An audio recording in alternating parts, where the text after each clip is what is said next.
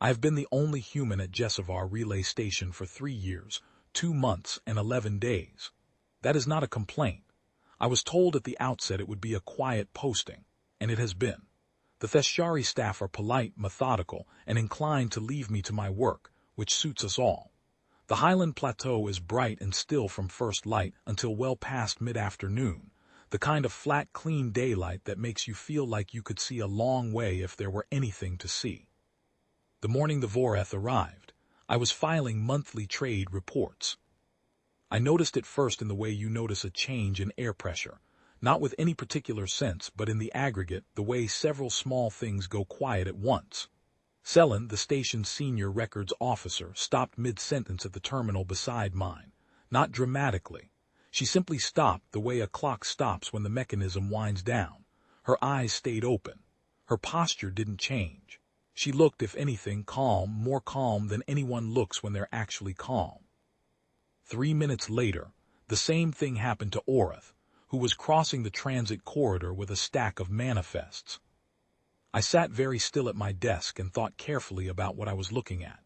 It had not occurred to me until that moment how many people I had seen described in dispatches as going quiet and calm in the brief period before a large, formless intelligence absorbed what they knew and moved on. The Voreth had been working this edge of the sector for, by the oldest HFY records, roughly 10,000 years.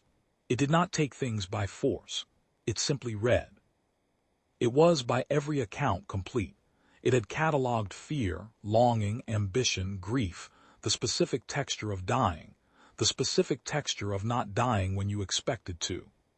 It had read soldiers and monks, administrators and engineers. It had read everything, and it had not in 10,000 years left anyone unread who crossed its attention. I was the only person left standing in the station. I could have moved. The door to the exterior was 40 meters down the corridor, and the Voreth, as far as anyone had established, was not a chasing thing. It was a reading thing. You could theoretically walk away. You would then be on a highland plateau by yourself with no transport and a temperature that dropped fast after dark, but the option existed. I want to be honest about why I didn't take it. It was not bravery. It was more that my legs had a strong opinion about the matter, and that opinion was no. So I sat at my desk and I waited, and it came to me. I will describe the experience as accurately as I am able, because I have been asked to do so in 3 separate official reports, and my description has not satisfied anyone yet. It is not like being touched or searched or spoken to. It is more like being read. The word is accurate in the way that most accurate words are. It lands without quite capturing the thing.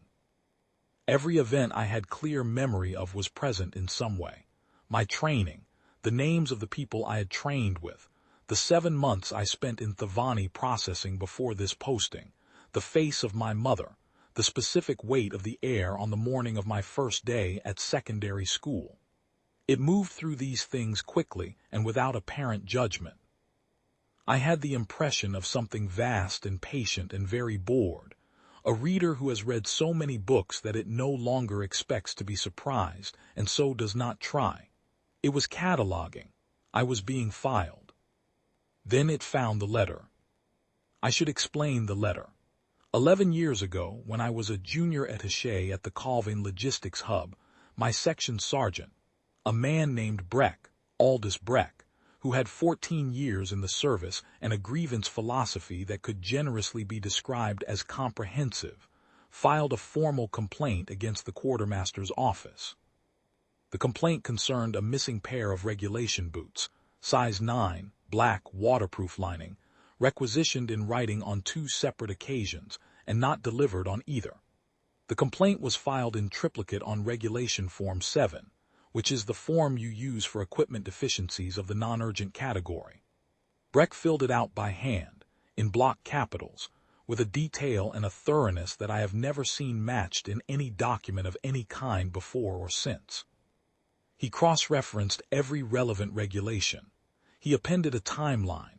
He calculated, in a footnote, the aggregate man-hours lost to personnel forced to conduct muddy work in non-waterproof footwear across the complaint period. The quartermaster's office acknowledged receipt and took no further action. The boots were never delivered. Breck retired 8 months later. He gave me the letter, the original, not one of the triplicates, 2 days before his last shift, folded into a small square, and he said, "Somebody ought to finish the job." He did not say this as a joke, and I did not take it as one. I put it in my breast pocket. I have kept it there, in its original fold, ever since. I have moved it from jacket to jacket across 4 postings and 11 years. It is creased in the same places. It was creased the day he gave it to me. I have not delivered it because the quartermaster's office that received the original complaint was absorbed into a different logistics directorate 7 years ago, and the question of where to correctly deliver a Form 7 complaint to an office that no longer exists in its original form is a procedural question I have not yet resolved. I intend to resolve it. I have not done so yet. This is what the Voreth found. This is where it stopped. I became aware, in the way that you become aware of the moment a clock stops, that the reading had stopped. I became aware, a moment later, that something had changed in the quality of attention being directed at me. The bored, vast, cataloging presence that had been moving through my memories with the brisk efficiency of someone processing a routine file, that presence was no longer moving. It had reached the letter. It was considering the letter. It was, in the most ancient and capacious mind in this sector of the galaxy, stuck. I do not know exactly what sequence of questions the Voreth worked through in that interval. What I can tell you is that the interval was noticeable.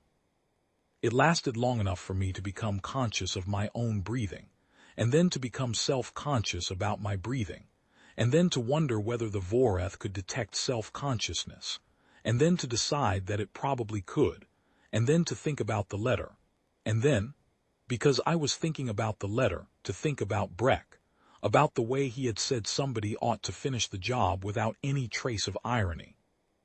About the 14 years he had carried his own grievances about this particular logistics directorate, about the fact that the boots had still never been delivered to anyone as far as I knew. The Voreth withdrew, not suddenly, gently, the way a tide goes out. One by one, Selin and Orith and the 3 others came back to themselves, not confused, not frightened, just mildly startled, the way you are when you realize you've been staring out a window without knowing it. No memory of anything, just a gap and then the present. Selin looked at her unfinished sentence on the terminal, blinked twice, and completed it. I walked out of the station. The plateau in mid-morning is a wide, flat, pale gold. The grasses, if that is what they are, run low and silver-green along the ground, and the light comes off them at a particular angle that makes the whole field look like water.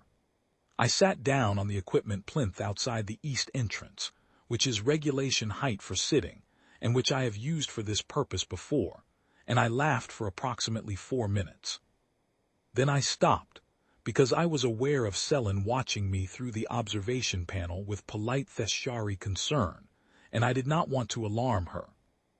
The following morning, I received a signal on the station's cultural exchange band.